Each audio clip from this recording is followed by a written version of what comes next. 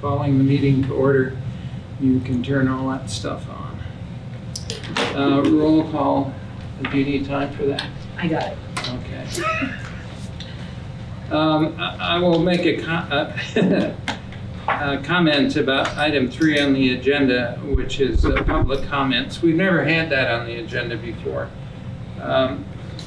Years ago in a conversation with Randy, he doesn't remember that it has ever been on the agenda for the Police and Fire Commission. And he's been around 15 years, I think. But we've got a couple of people who are interested in commenting to us about an item that's coming up. And the city administrator pointed out that this committee and a couple of others have never had it, as far as they know. And he thinks it would be a good idea to put it on, and I think that's fine. So that's added to our agenda for the future. Anybody? Go ahead. Do you want to? Oh, you're not even public, are you? I know everybody else, so there's no public here. We need approval of the minutes of the September 11th regular meeting and the 9/25 September 25th special meeting. You move approval, Gordy? Yes. You second? Yes, sir. If we have things that have to be approved, you two take turns. All right. That's what we're left with. All in favor of the motion signify by saying aye. Aye. Aye. Thank you. Review and approval of the ambulance service contracts presented by Amy. Thank you.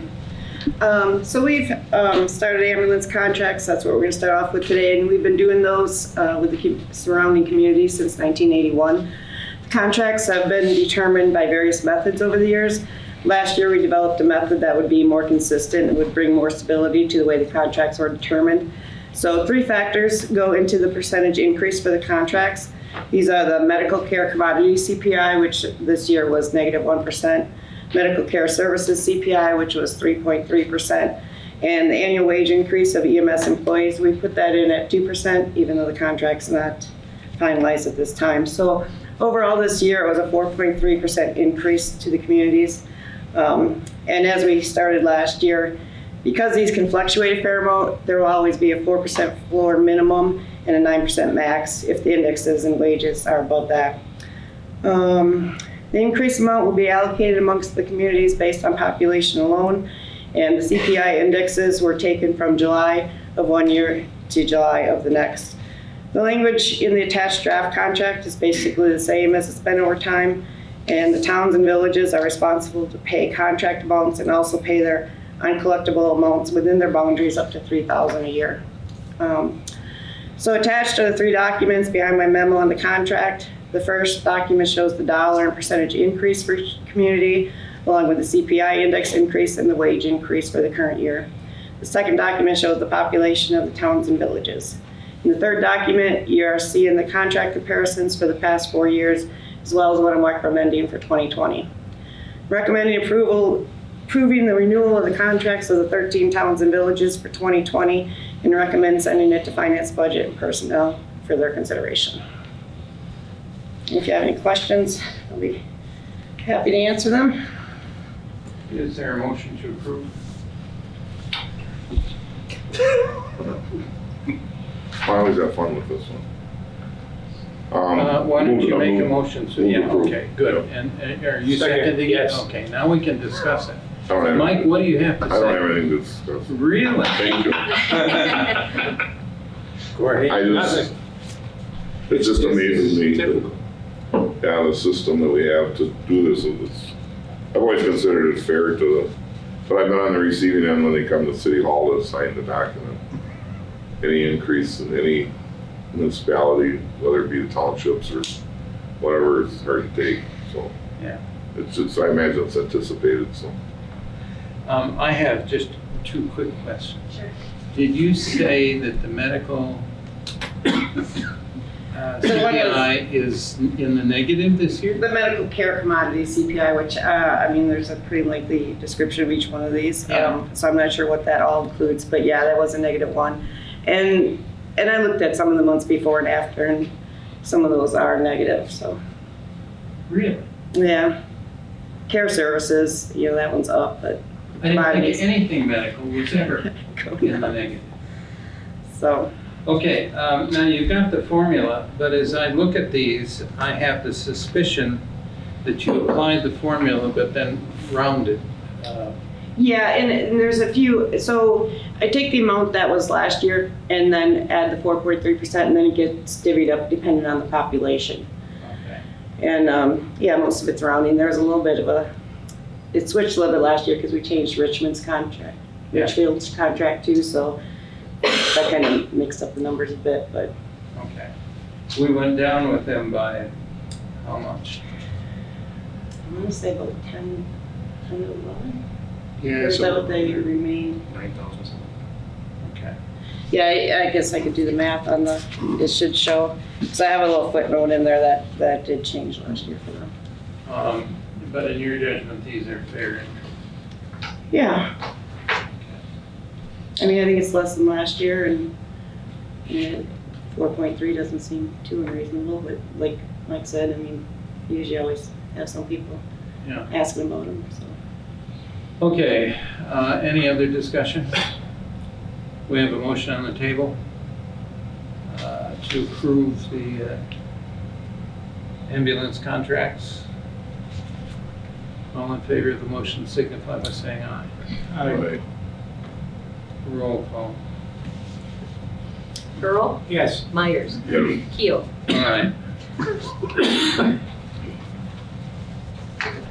You know, in some ways, a roll call. Two of them are sitting. Review and approval of the proposed 2020 emergency medical services. Go ahead, Amy. Thanks. For the ambulance rate, the city reviews these rates annually to determine if adjustments are required to remain self-sustaining. The city has contracted with LifeQuest for ambulance billing for the past several years. As part of that contract, LifeQuest provides surveys of comparable services in the area and recommendations for ambulance rates. The staff considered the LifeQuest recommended changes for 2020, along with other factors such as the significance of increase and impact to patients, as well as the overall interests of the city. Last year, we raised the majority of the rates, but did not fully implement the rates suggested from LifeQuest, as that would have produced very large increases. So this year, we fully implemented the remaining rates to line up with what LifeQuest had recommended. Last year, the percentage change ranged from 0% to a little over 9%. This year, the percentage increases are between 0 and 19.05%. The proposed rates for 2020 have been included in the packet for your review. Some of the more significant increases include the rates for ALS 2, which have increased $100 for both resident and non-resident. Staff recommends the Fire and Police Commission approve the ambulance rates for 2020 as presented and recommend them to the Finance, Budget, and Personnel Committee for their consideration. Motion. Second. I have a motion and a second to approve the recommended rate changes. Is there any discussion?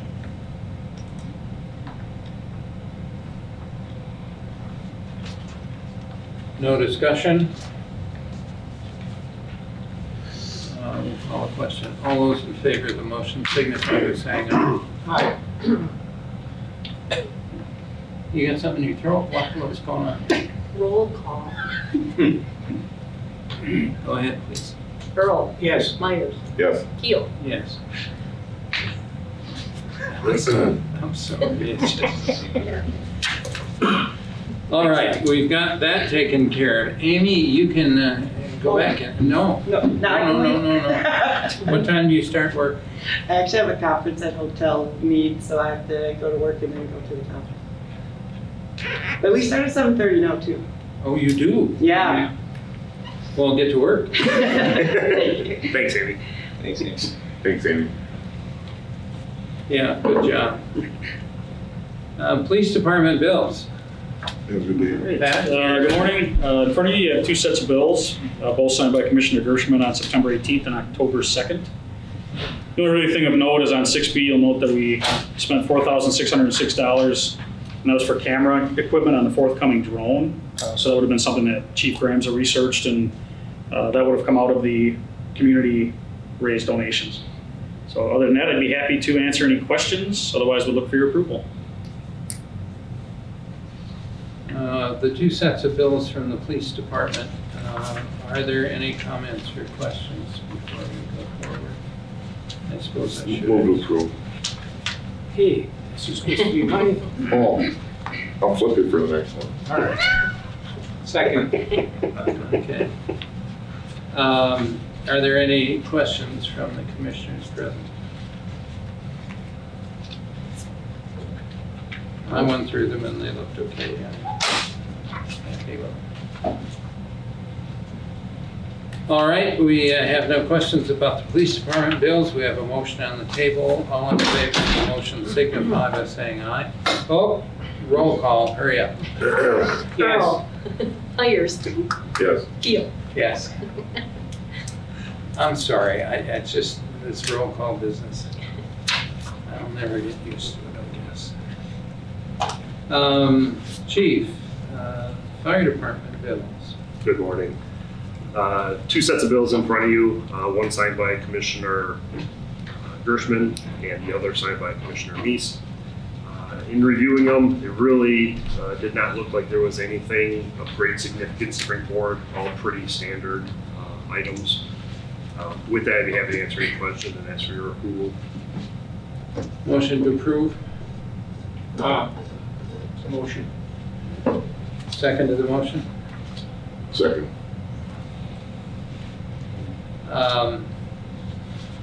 Any questions about the fire department bills? I have a question in general for both police and fire department bills. When the men go to special conferences and stay overnight or have to eat meals or whatever, is there a limit on what the city allows as far as motel rooms and dinners and all that kind of stuff? I was just curious because I'm coming off the council. We were limited, no alcohol. If we Right. did, we had to pay for that ourselves. There was a dollar limit as far as food in the course of a day, and we could skimp on one meal and use it on another and that type of stuff. Is it the same way with your departments? It is for the police department. That's under contract, so it's $52 a day, I believe. Okay. Hotels, we typically just shop. We look for the government rate. We'll look in the area, try to find the best deal that we can. Okay. A lot of these conferences you find at conference centers, so the hotels are already attached, so they'll give you a Right. special rate. Right. Yeah, that's the way it was with the city too, as far as the government. Yeah, And as far as- alcohol has to be separated. Correct. They're not going to reimburse you for that. And for the fire department meals, there is no limit right now. It's what's reasonable. Oh, okay. And it's being looked at, but there's nothing right now. It's unfortunately what's reasonable in my eyes is not reasonable in others' eyes. But for right now, it's what's reasonable, and everybody's been very good Okay. for the most part. All right. And that is city policy also, the reasonable amount, that's actually city policy that we're following, not fire Okay. department. Okay, So thank you. What is the government rate for hotels now? I don't know because we've not been able to find the same one across hotels. And in some respects, we've actually found that depending on the area, it might be higher than the regular rate. yeah, Milwaukee's our higher rate than up here. You get a higher state rate or whatever. I want to say it's like 82 is the last 82. one that I had. okay, $82 a night at hotel. And when I retired, it was 70. And then Milwaukee, Chicago, and Minneapolis were higher. Yeah. Okay. Good, well, did we roll call this one? We have to. We have to, yeah. Let's have a roll call vote. Earl, Yes. Myers, Yes. Keel. Yeah. Thank you. So we have the bills of both the police department and the fire department reviewed and approved. Police department activities. Reference to the month of September, typical amounts of training, we do pretty well at that. What I would point out is that we've had two sets of interviews for two positions, assignments I should say, that have come open at the police department. The first was to select field training officers. So with that process, we use an internal panel, and we had 5 applicants, of which we selected 2, and we've got another opening, but some training's gonna come down the line, so we'll look at filling the 3rd FTO vacancy here in the future. Second one we had was for a lead officer position. And with that, we used an external panel. We used Assistant Chief from Wisconsin Rapids and 2 lieutenants, one from Wood County and one from Marathon County. Of that pool of applicants, Officer Caleb Bornbach was selected to replace Mike Topness as lead officer. So other than that, I would be happy to answer any other questions you might have on the activities. Questions, gentlemen? And I should note that the 2 FTOs selected were Officer Mitchell and Officer Abel.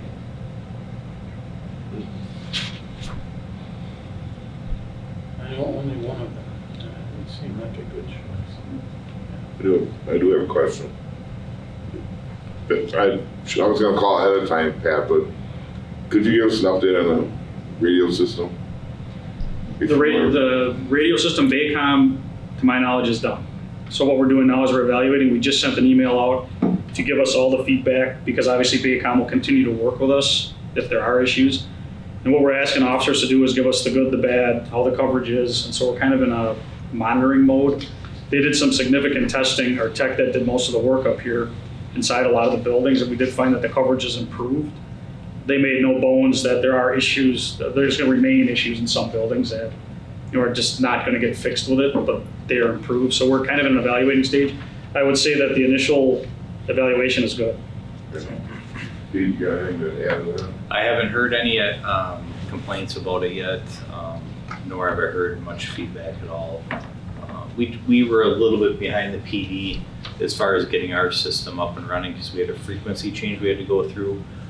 So I had to allow some time for the other agencies outside of our area to change their radios over to make sure we're all on the same page to maintain interoperability. But yeah, we're in the monitoring phase as well, kind of like the PD is, and we'll go from there. But Well, that's cumbersome for you. I mean, you used to have to carry 2 radios, or you still doing that? yes. I think it took a little bit for our personnel to get used to it, because they did get used to the 2 radios, and now we're back down to 1. But I think in the end, it's a positive change for sure. Good. Good to hear. Good job, everybody working on it. Yeah, you still have some buildings. What buildings? I would guess hospital maybe? Hospital. That's the trouble spot that we found. Yeah, school's a problem, yeah, or? The high school was better. I'm not gonna say that it's perfect, but the testing was better. Good. Good job. Well, you do the best you can. All right, the next item on our agenda is approval of key card access budget resolution for the police department. Hi, this is a budget resolution, and what we are asking, we've had some problems with building security, at least in our opinion. We'd like to get up to speed with the other buildings in the city, particularly City Hall. Some of the security issues that we face are our body cameras tend to pick up the code. So unless somebody goes back and reviews all the body camera footage, we could be releasing the code to the building. Also, suspects have watched the code. We do the best we can to have them turn away, but then that also presents some safety issues. Key card access, we would have a key that was assigned to every officer, which we could cancel upon their retirement or resignation, which would be good because they could be programmed to specific doors within the building, for instance, evidence, places that only certain individuals really should be in. So with that, we are looking to move $16,820 from employee straight time, in addition to $5,000 from repair and maintenance, in order to have that key card access put in this year. We received 2 quotes. One was from McMillan Electric for $11,340. That would take care of the wiring to make all the doors accessible to the system. And then Priority Business would actually put in the door devices for a total of $10,480. So that would be the budget resolution, and we are looking at a savings of nearly $4,000 from the initial estimate. So with that, we would look for your approval. Happy to answer any questions. Motion? I have a question. You need a motion first? Before we discuss, you All should. right, motion. Second. I have a question.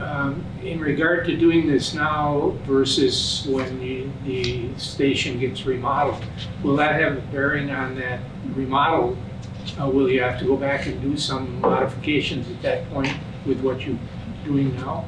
The belief is we would not, that this would transition to a new remodeled building. So the whole system would just transfer into the new building. Okay.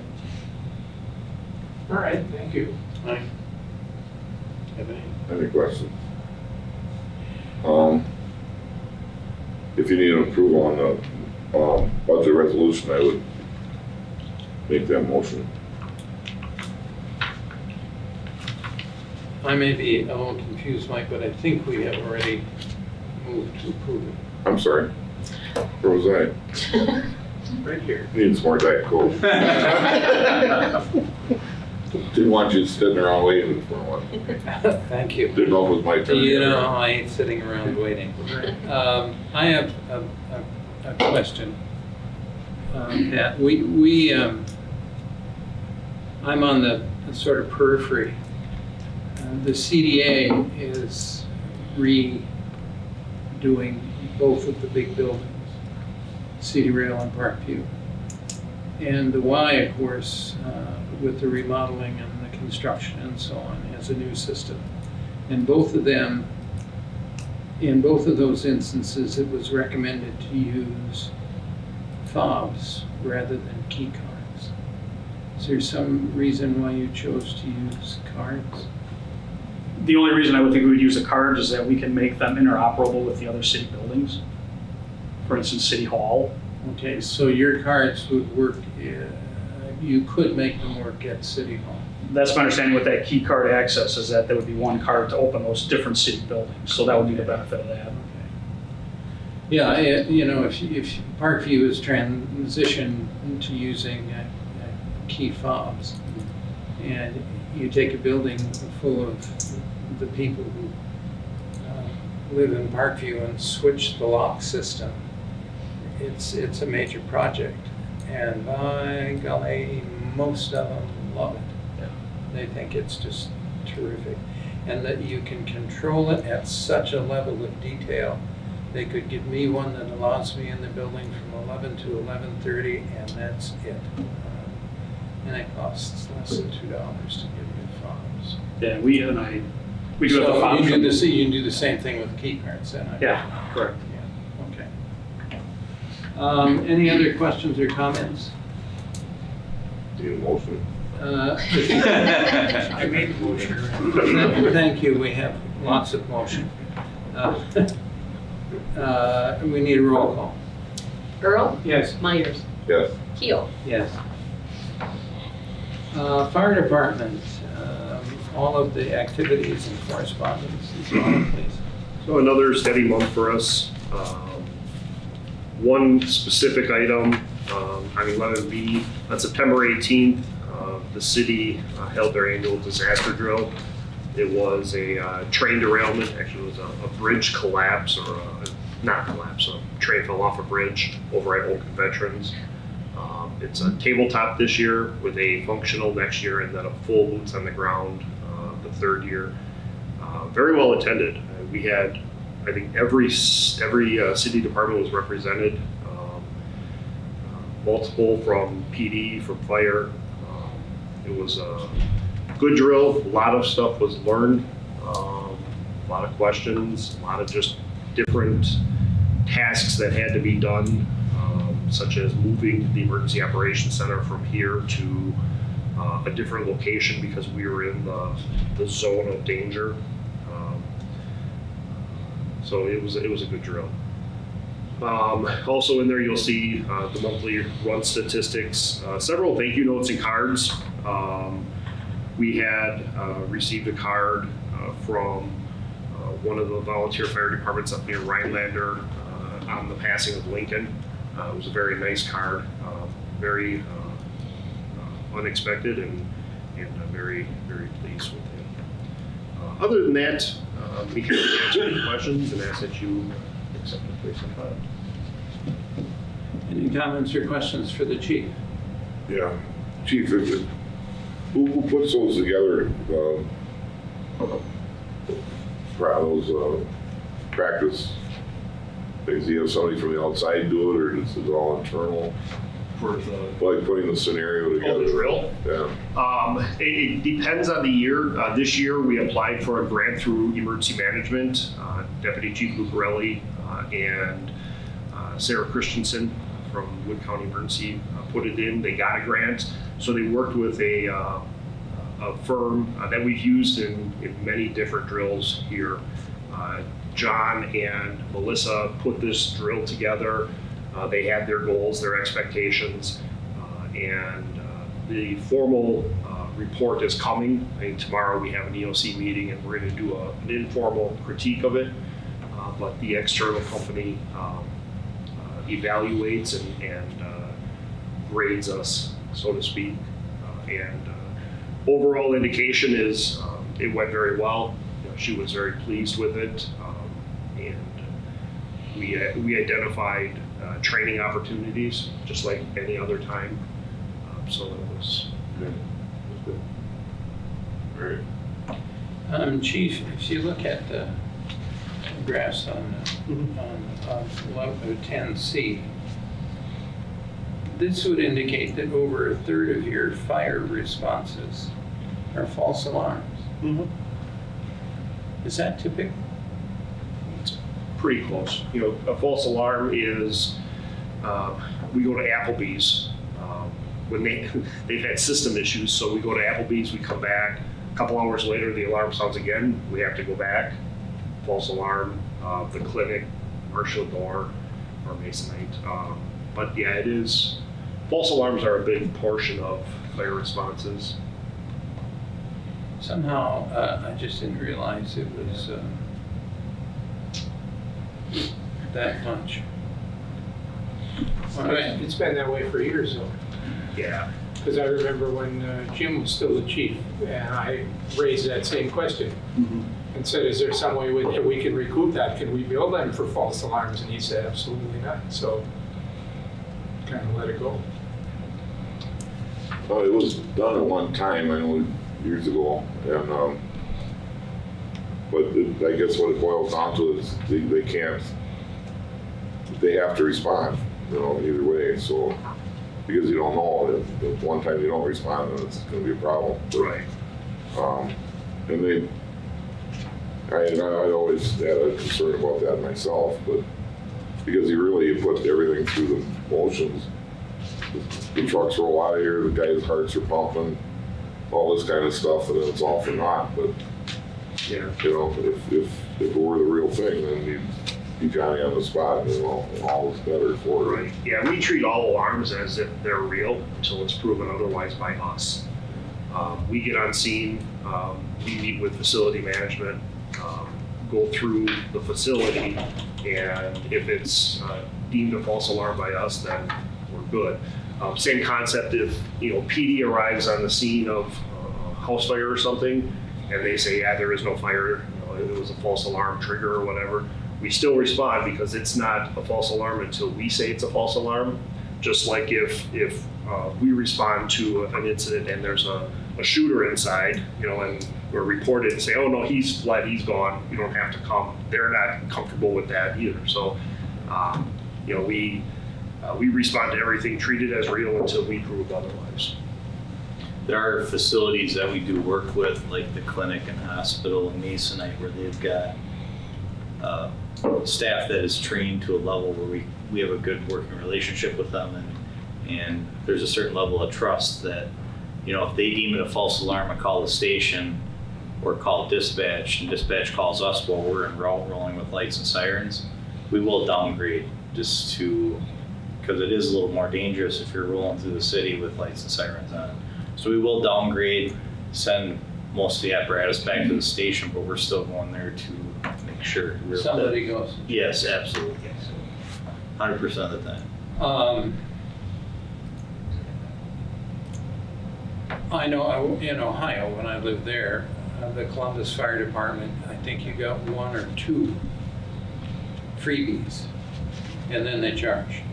And they charged us, I thought, a pretty steep price. Yeah, there are some that do charge, and we've talked about it. Our fear is that People will not call. they're not when they going ought to, exactly, they're not going to call, and then we're going to have so many issues. We'll be behind the 8 ball. Yeah. So that's good drills for here anyway, for getting dressed and practicing. But that's our fear. I'm sure everybody feels that way. Yeah. Okay.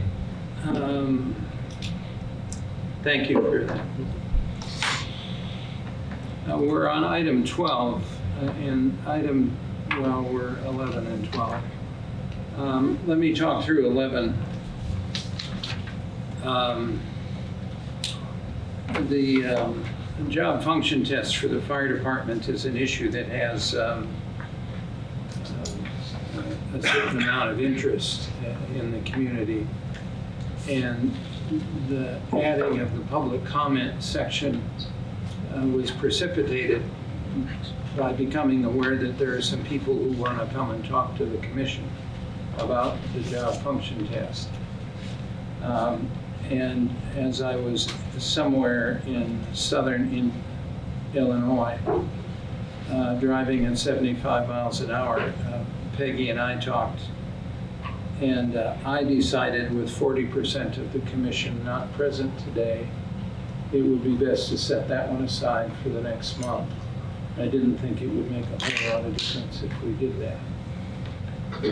But it would facilitate having comment made when all of us are here, and I thought that was important. Then the next item on the agenda is to go into closed session to talk about the contract with the Marshfield Clinic Health System.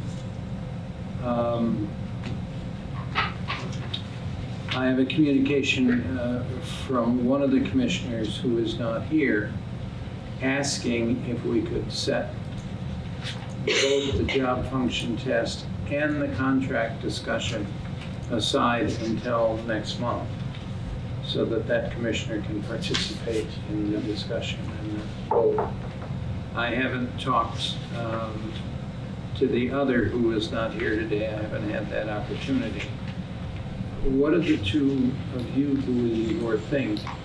Should we deal with the contract today, or should we set the contract and the job function test aside for next month? It's my opinion we should set it aside, because with two members missing, there could be a fair amount of discussion in regard to this contract. And with two of them not here, we're missing out on whatever they may have to say. So what effect will it have as far as your planning and the clinic's planning? I know they want this signed sometime, January 1 of 2020? Well, we would still have enough time if we postponed it to next month, even in December for that matter. So I think just, from our perspective on a couple of things, and Steve, please chime in. One, if we postpone it and we have to go back to the clinic for revisions and updates,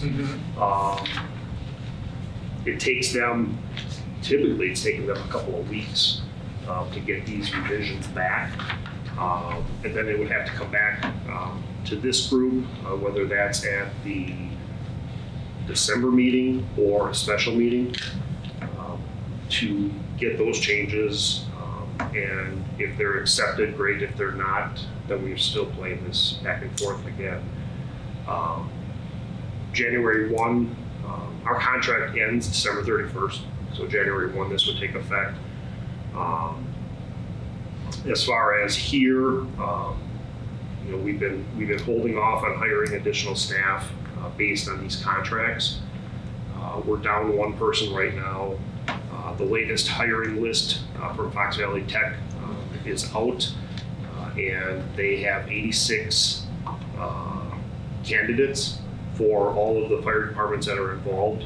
That's most of eastern Wisconsin, us, Stevens Point, and La Crosse. So it's not a lot of people to choose from.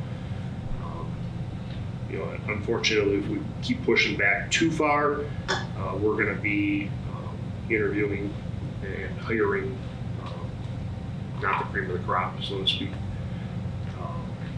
Is it possible to push it back? It is. And I think that's a decision that you will need to make. But Steve, I don't know if you have any other. I think you touched on it. I mean, really, when it comes to hiring, getting the contract signed obviously takes time. Then starting the hiring process takes time.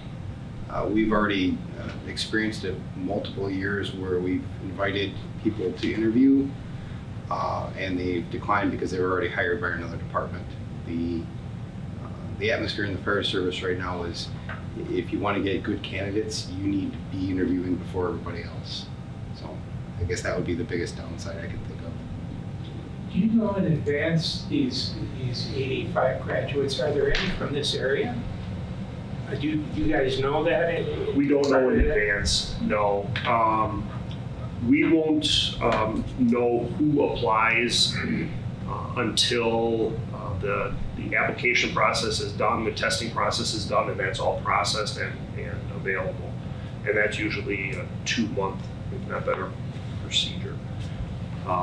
We are looking, and I've talked with Commissioner Keough on this, we are looking at doing something very similar to what the police department has, of an ongoing application process here in the city, having our requirements set, and then North Central Technical College offers the firefighter physical agility test, that they would have to have that valid CPAT, which they do now, and then we would administer the written component. But that whole process is still in the works. It kind of got pushed back because of other priorities here in the department. So, but that is something that we're looking at doing, hopefully starting in 2020. Okay.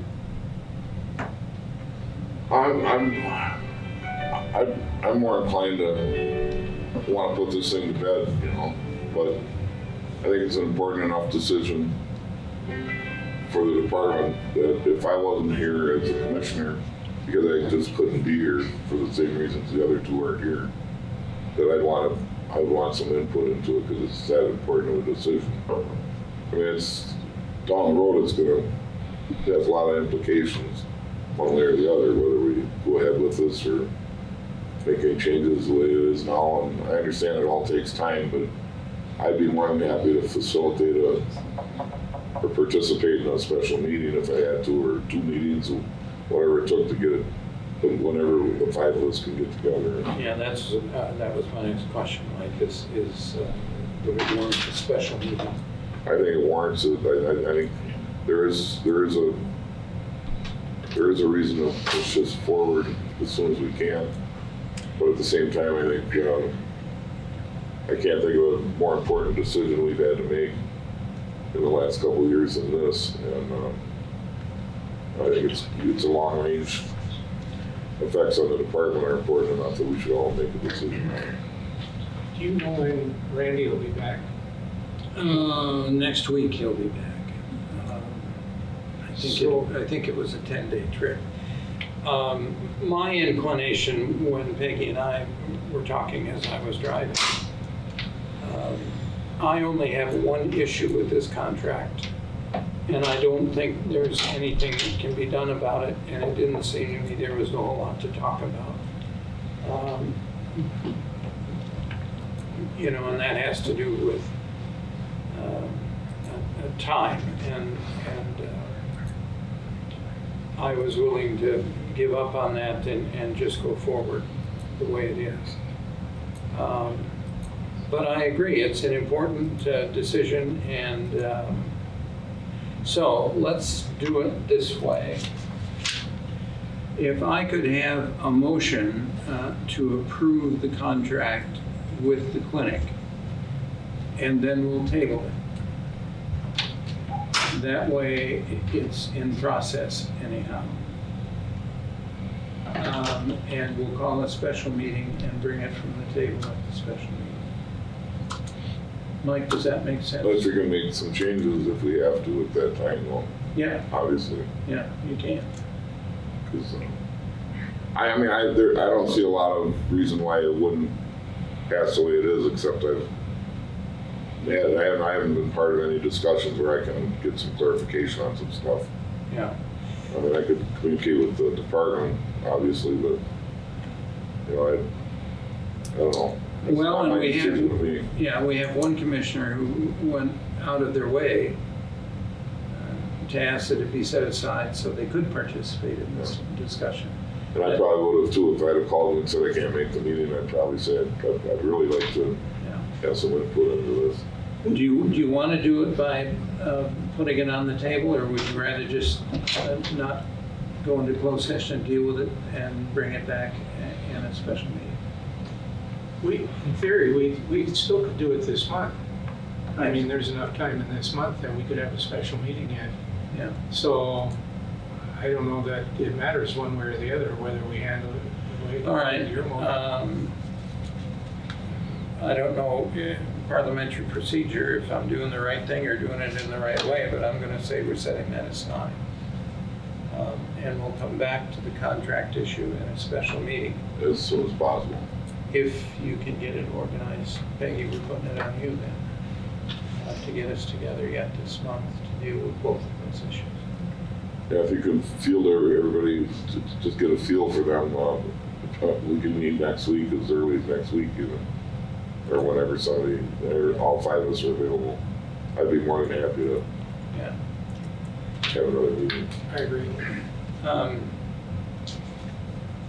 Sitting next to Peggy, when we have these kinds of discussions, she sits there and makes hen scratchings on paper and claims she knows what they mean. I think you're just memorizing it all, aren't you? That means nothing. Or does it? Motion to approve the contract with the Marshfield Clinic Health System and then table to a special meeting. Oh, you've next got a week. good memory. All right, so we're setting that aside and the contract discussion until a special meeting as soon as it can be held. Is there any other business to bring before the group? Are we going to, at that special meeting, in addition to discuss the clinic contract, or are we Yes. going to get into this? Yes. Both items need to be dealt with. All right. You agree with that, Mike? Yes, sir. Okay. Okay. Is there any other business to bring before the group? So, the special meeting, we got to make sure that everyone who has an interest in this stuff is informed. It's particularly important when we do these special things. And we could have it on a different day other than a Wednesday. Oh, yeah. Anytime. Yeah. I think a Sunday morning would be good. Count this as church. Just go early. I see. All right. Anything else to bring before the group? Hearing none, I'm going to say we are adjourned and have completed our business for the morning.